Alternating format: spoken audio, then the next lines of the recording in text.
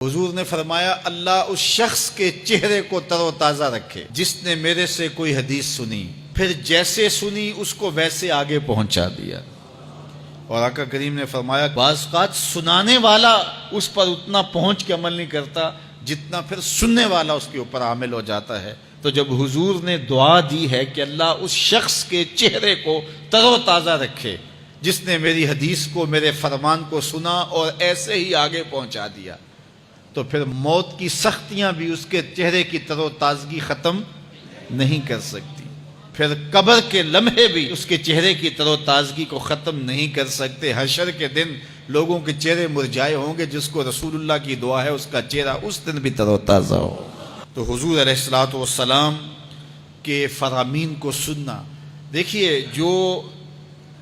تفصیلی علوم ہیں ان کو حاصل کرنا، سیکھنا، یہ ہر ایک کے لیے فرض نہیں ہے، لیکن جو ضروریات دین ہیں ان کو سیکھنا یہ فرض عین ہے، یہ ہر ایک کے اوپر فرض ہے۔ اگر کوئی نہیں سیکھتا تو وہ گناہ گار ہے، اور اس میں نماز کے مسائل ہیں، روزے کے مسائل ہیں،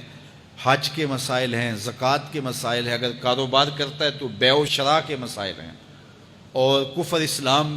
کی ضروری باتیں ہیں کہ کفر کیا ہے، اسلام کیا ہے۔ تو یہ ساری ضروری چیزیں جو ہیں ایمانیات سے جو تعلق رکھتی ہیں،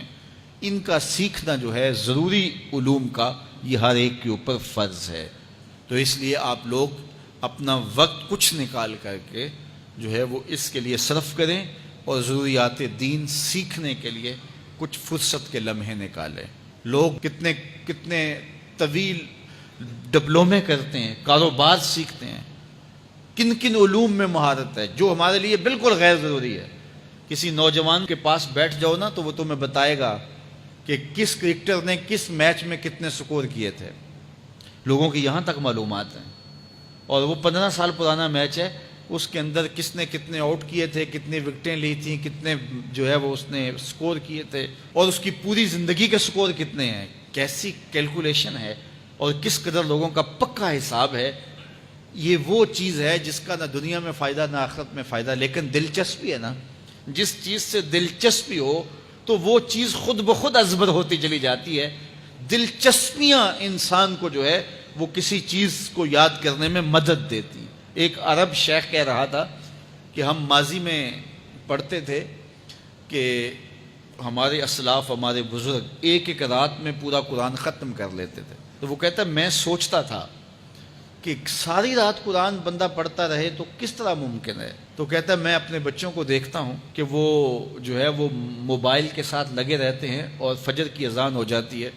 تو وہ تب چونکتے اچھا رات گزر گئی۔ تو میں کہتا ہوں نوجوان کی دلچسپیاں کچھ اور ہیں، اور وہ بھی اس شغف کی وجہ سے ایسا کھبا کہ رات گزر گئی اور اس کو پتہ ہی نہ چلا۔ تو جن کو قرآن کا نشہ ہو گیا تھا ان کی ساری راتیں قرآن میں گزر جاتی تھی، اور ان کو پتہ ہی نہیں ہوتا تھا کہ رات بھی گزر گئی ہے، اور اذان ہوتی تو پھر پتہ چلتا کہ اچھا رات گزر گئی ہے۔ تو یہ شوق اگر پیدا ہو، شوق تو دیکھیے یہ گیموں کا پیدا ہو جائے، کھیلوں کا پیدا ہو جائے، تو وہ انسان کو کیا کچھ سکھا دیتا ہے، اور جس کے سینے میں کتاب اللہ کا شوق پیدا ہو جائے تو پھر کیوں نہ اس کے سینے کے اندر جو ہے وہ طلب کتاب اللہ کی تلاوت کی پیدا ہوگی۔ تو اپنے سینوں میں علم حاصل کرنے کا شوق پیدا کرو، علم سیکھو، اپنی نسلوں کو سکھاؤ، اپنی اولادوں کو دین سکھاؤ، اپنی اولادوں کو نماز کا خوگر اور عادی بناؤ، ان کو کھینچ کے نماز کی طرف لے جاؤ، یہ عادی بن جائیں نماز کے، تاکہ بعد از انتقال دعاؤں کے سلسلے جاری رہیں۔